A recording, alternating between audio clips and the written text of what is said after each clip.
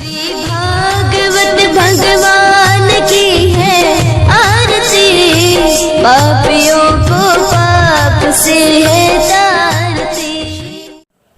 हरे कृष्णा। आप सभी भक्तों को श्रीमद् भागवतम के सत्र में हार्दिक अभिनंदन और सुस्वागतम।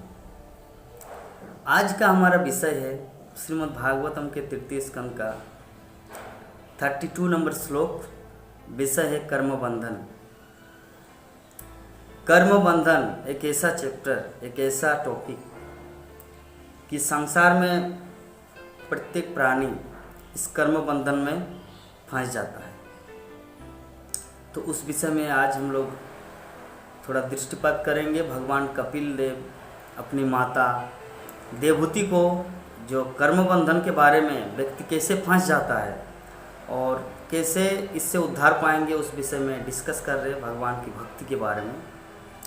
तो भगवान कपिल ने कहा कि हे माता, जो व्यक्ति गृहस्थ जीवन में धार्मिक अनुष्ठान तथा आर्थिक विकास द्वारा इंद्रिय तृप्ति करके अपनी इच्छा की पूरी करते हैं, अपनी इच्छा को पूरी करने के लिए भरसक प्रयास करते हैं और वो पुनः पुनः इसी कार्य को पूरा करता रहता है। इंद्रिय तृप्ति एक ऐसा चीज है जिसके कारण लोग अपना बुद्धि खो देता है।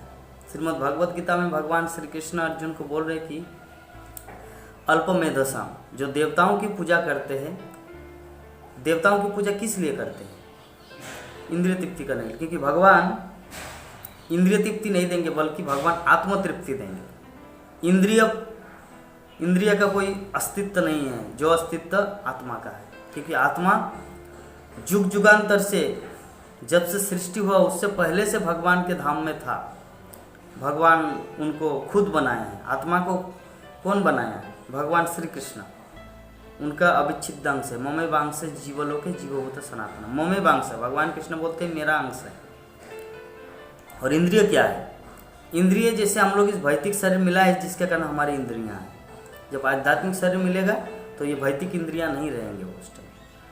तो भगवान की इच्छा को पूरी करने के लिए हमारा इंद्रिय कार्य करेगा। तो खैर विषय वस्तु यही है कि गृहस्थ जीवन में व्यक्ति इतना धार्मिक अनुष्ठान करने का उसका उद्देश्य कृष्ण प्रेम प्राप्त करना नहीं बल्कि इंद्रिय तृप्ति करना है, इंजॉयमेंट करना है। और इसके कारण वो बारंबार उसी कार्य को करता रहता है। क्यों? क्योंकि उसका ज्ञान नहीं होते, इसके परे जो कुछ है उसका ज्ञान नहीं होता। तो ऐसे व्यक्ति इंद्रिय तृप्ति के प्रति इतना अत्यधिक आसक्त होता है कि वो अपने देवताओं पितरों की पूजा करते हैं, परंतु भक्ति भाव में, भगवान कृष्ण की भक्ति में रुचि नहीं लेते। यही उनका दुर्भाग्य है। किंतु ऐसे क्षण भर के सुख भोगने वाले व्यक्ति मूर्ख होते हैं। मूर्ख होने का तात्पर्य क्या है? मूर्ख होने का तात्पर्य यही है कि एक बुद्धिमान व्यक्ति जानता है कि क्या करना चाहिए, क्या नहीं करना चाहिए, कौन सा सत्य है, कौन सा मिथ्या है, कौन सा ज़्यादा दिन तक टिकने वाला है, कौन सा थोड़ा सा तुच्छ, कुछ क्षण भर के लिए। तो क्षण भर के लिए अगर हमारा नित्य आनंदमय, अगर मान लीजिए उदाहरण स्वरूप एक व्यक्ति फर्स्ट क्लास से मतलब प्रथम, जैसे पहले दिन स्कूल गया, 1 class 2 class 3 class 4 class 5 class, इस तरह लाइक 10 क्लास, तो उसके बाद उसका मैट्रिक परीक्षा होगा, माध्यमिक परीक्षा।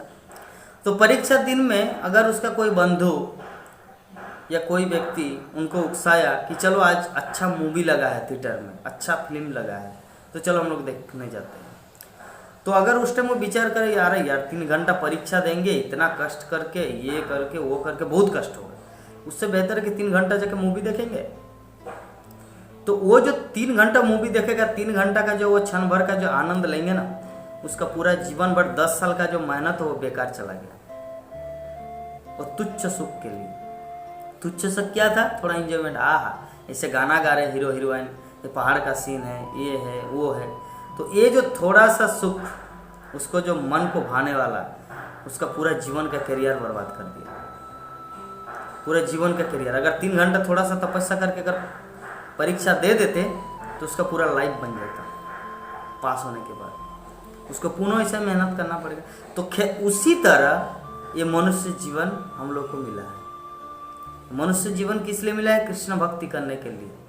लेकिन हम लोग इंद्रिय तृप्ति करने के लिए देवताओं की पूजा करते हैं। चलो मूवी देखने जाते हैं। देवताओं की पूजा करना, मूवी देखने जाना मतलब क्या? इंद्रिय तृप्ति, सेंस ग्रेटिफिकेशन। तो क्योंकि देवता वो दे देंगे, देवता से जो भी मांगेंगे वो आपको दे देंगे। दुर्गा देवी से मांगेंगे एक सुंदर पत्नी दे देगा, शिव से मांगेंगे, भगवान महादेव से मांगेंगे एक सुंदर पति, वो आपको सुंदर पति दे देगा। लेकिन विषय वस्तु भगवान से मांगेंगे, भगवान देंगे, लेकिन सोच समझ कर कि आप इस क्षेत्र में, ये आपका परमानेंट नहीं है। आपका परमानेंट घर तो भगवत धाम है, भगवान के धाम। तो सोच विचार को वो विचार करके देगा, क्योंकि वो हमारे पिता है। भगवान श्री कृष्ण हमारे पिता है, और पिता अपने पुत्रों को ऐसा कुछ नहीं देगा जो उनके जीवन का मतलब लक्ष्य या उसका जीवन ही खत्म हो जाए, बर्बाद हो जाए। अगर पिता से मांगेंगे मुझे सिगरेट पीने के लिए 10 रुपया दो, तो पिता नहीं देगा, माता नहीं देंगे। लेकिन अन्य किसी बंधु से जो वो उसी लाइन का है, मतलब उस सेंस ग्रेटिफिकेशन का लाइन का, उनसे मांगेंगे तो दे देगा। तो देवी देवता से मांगने का मतलब देवी देवता शुद्ध भक्त नहीं है। फर्स्ट ये हम लोग को जानना है। देवी देवता का भी वो कर्म मिश्र भक्त है, नॉट अ प्योर डिवोटी। कर्म मिश्र भक्त मतलब उनका भी हृदय में इच्छा है सेक्स करने का, सेक्स डिजायर का, आपका, जिसके कारण वो लोग देवी देवता सबका अपना अपना पत्नी है, पत्नी पति इस तरह करके देवी देवता इंद्र का है, वरुण का है, चंद्र का है, बृहस्पति का है, जितने सारे देवी देवता है वो लोग क्या इस भौतिक जगत का वासी है, वो लोग आध्यात्मिक जगत का वासी नहीं है देवी देवता। तो इसीलिए उन लोगों से अगर कुछ मांगेंगे वो लोग दे देगा। जैसे कोई सिगरेट पी रहा है और सिगरेट पीने वाला व्यक्ति को आकर जाके बोलेंगे मुझे भी एक बीड़ी दे दो, तो वो दे देगा। लेकिन अब वो अपने पिता के सामने जाके बोलेंगे मुझे सिगरेट पीना है दो, तो पिता नहीं देगा, यद्यपि पिता के पास बहुत सारा पैसा है। तो उसी प्रकार कृष्ण हमारे पिता है, और कृष्ण ये देवी देवता जैसे इंद्रिय भोग करते, कृष्ण ऐसा नहीं करता, यद्यपि ऐसा लगता है। कृष्ण आत्माराम है, वो जगत की सृष्टि किए है जगत को आनंद देने के लिए, अपनी आनंद की तृप्ति करने के लिए नहीं।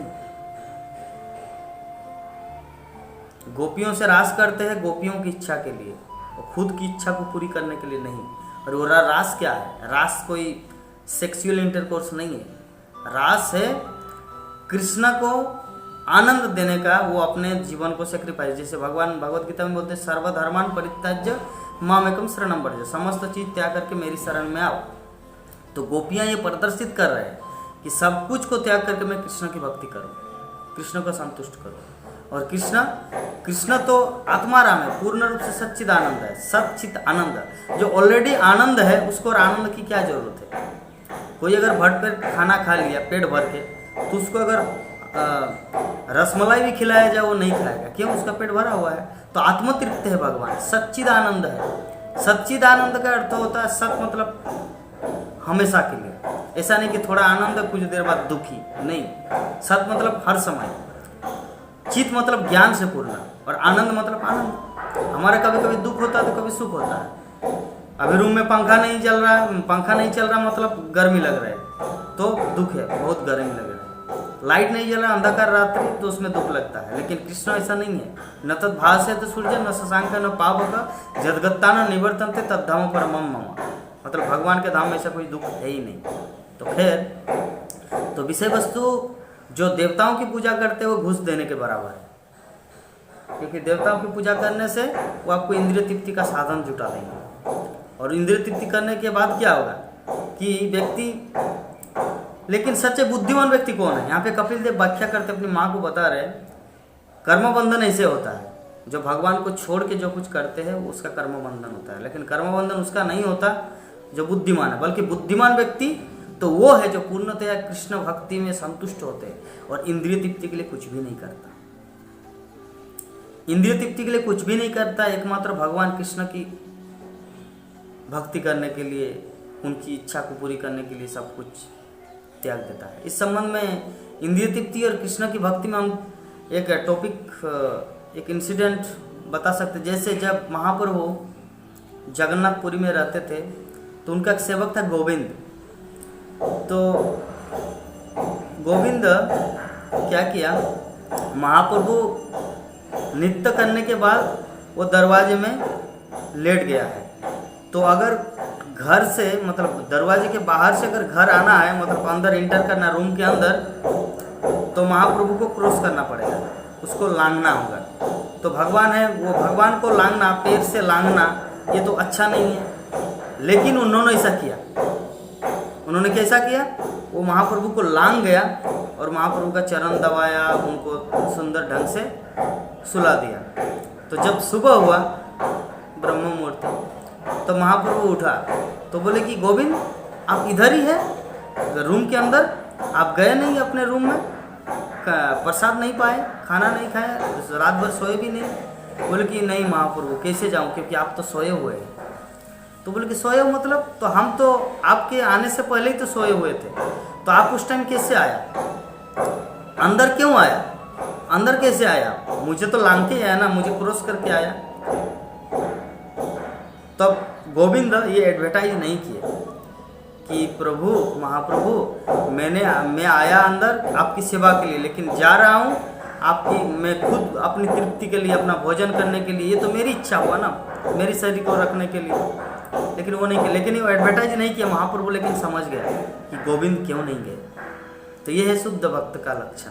तो शुद्ध भक्त वो आए किस लिए? सेवा भाव से महाप्रभु को भी लांघ गया, सेवा भाव के कारण महाप्रभु को क्रॉस किया, यद्यपि नियम नहीं है।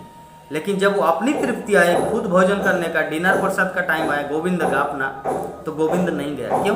क्योंकि तो अपनी इच्छा के लिए महाप्रभु को क्यों लाएंगे, लेकिन महाप्रभु की सेवा के लिए वो उसको लाएंगे। ये है भक्ति। तो यहीं पर भगवान कपिल देव अपनी माता को बोल रहे कि जो बुद्धिमान व्यक्ति होता है वो पूर्णतः कृष्ण भक्ति में संतुष्ट होते हैं और इंद्रिय तृप्ति के लिए कुछ भी नहीं करता। यही है, इंद्रिय तृप्ति के लिए कुछ भी नहीं करना मतलब गोविंद जैसा। तो भगवान को कौन प्राप्त कर सकता है, इस संबंध में कपिल देव और आगे वर्णन कर रहे कि स्वामित्व की भाव से रहित होकर जो सरलता से भगवान की भक्ति में व्यक्ति आसानी से भगवान के धाम में प्रविष्ट हो सकता है। स्वामित्व का भाव कि मैं अमुक व्यक्ति हूँ, नहीं, स्वामित्व का भाव एकदम नहीं होना चाहिए। पूर्ण रूप से सरल भाव से कृष्ण का शरणागत होगा, तभी वो भगवान के धाम को जा सकते हैं। अतः हे माता देवहूति, आप प्रत्यक्ष भक्ति द्वारा जन जन के हृदय में स्थित पूर्ण पुरुषोत्तम भगवान की शरण ग्रहण कीजिए। प्रत्यक्ष रूप से मतलब भगवान तो सबके हृदय में वास करते हैं, सर्वस्व चाहम हृदय सन्निविष्ट। तो प्रत्येक जन के हृदय में जो भगवान वास करते हैं उसकी शरण ग्रहण कीजिए। और इसके विपरीत जो लोग शरण ग्रहण नहीं करते, बल्कि भगवान की शरण ग्रहण न करके देवताओं की शरण ग्रहण करते हैं, वो स्वर्गलोक को जाते हैं और पुनः इस संसार में लौटकर आ जाते हैं। छीने पुण्य मर्तलोकं विसंति, छीने पुण्य लगे इस जगत में पुनः लौट कर आते हैं। तो लौट कर आने का मतलब जैसे मान लीजिए किसी के पास अभी कुछ करोड़ रुपया पैसा है, धन है, तो किसी 5 स्टार में रोज जाके खाना खाते हैं एवरीडे, वहाँ पे खाना खा के पैसा खत्म हो गया, उसके बाद क्या करेंगे? आकर वही लेवारगिरी करना पड़ेगा, ये काम करना पड़ेगा, पैसा इकट्ठा करना पड़ेगा। तो स्वर्गलोक में जाने का मतलब जो कुछ हम लोग इस पृथ्वी लोक में पुण्य करेंगे, तो पुण्य का फल यहाँ पे यज्ञ करेंगे, दान देंगे, ये सब पुण्य का फल स्वर्गलोक में जाके एंजॉय करेंगे अप्सराओं के साथ नंद कानन वन में। और उसके बाद क्या होगा? जब पुण्य फिनिश, पैसा खत्म, इस जगत में लौट कर आके लेवारगिरी ईंट भाटा में काम करना पड़ेगा। ये होता है, ये है कर्म बंधन। इसीलिए अपनी माता को देवहूति नंदन कपिल देव अपनी माँ को बोल रहे कि जो पूर्ण पुरुषोत्तम भगवान के हृदय में भगवान की शरण ग्रहण करते हैं वो बुद्धिमान है, और जो ऐसा नहीं करता वो मूर्ख है। तो देवताओं की शरण ग्रहण करके बहुत कुछ कमा लेता है और उसके बाद लौट कर आते हैं। अतः हे माता, मेरी सलाह है कि आप भगवान की शरण पूर्ण रूप से ले, जिससे आप भगवान की दिव्य भक्ति को प्राप्त कर सकें। हे आदरणीय माता, मैंने पहले ही आपको परम सत्य को जानने का मार्ग बता दिया है, जिससे मनुष्य पदार्थ तथा आत्मा एवं उनके संबंध के वास्तविक सत्य को समझ सकता है। क्योंकि समस्त ज्ञान, समस्त योग, समस्त प्राणायाम, ध्यान, तपस्या का अंतिम गंतव्य स्थल क्या है? भगवान वासुदेव की भक्ति, वो उनकी प्रेममयी सेवा। भगवान कपिल देव अल्टीमेटली अपनी माता को बता दिया कि समस्त योग, प्राणायाम, ध्यान, तपस्या, दान, यज्ञ, सबका अल्टीमेट गोल क्या है? एकमात्र भगवान कृष्ण की भक्ति एवं उनके चरणों में पूर्ण रूप से आत्मसमर्पण। यही है मनुष्य जीवन का लक्ष्य और यही है समस्त योग साधना का सार। तो अतः कोई कर्म बंधन से बचना है तो उसको भगवान कृष्ण की भक्ति करना है, और कर्म बंधन में अगर जुड़े रहना है, बारंबार इस जन्म मृत्यु के संसार में लौट कर आना है, तो उसको देवताओं की शरण ग्रहण करना है। लेकिन बुद्धिमान व्यक्ति वो है जो भगवान कृष्ण की भक्ति या भगवान कृष्ण की शरण लेते हैं। हरे कृष्ण। इस वीडियो को लाइक करें, हमारे चैनल को सब्सक्राइब कर बेल आइकन जरूर प्रेस करें हमारी न्यू वीडियो सबसे पहले।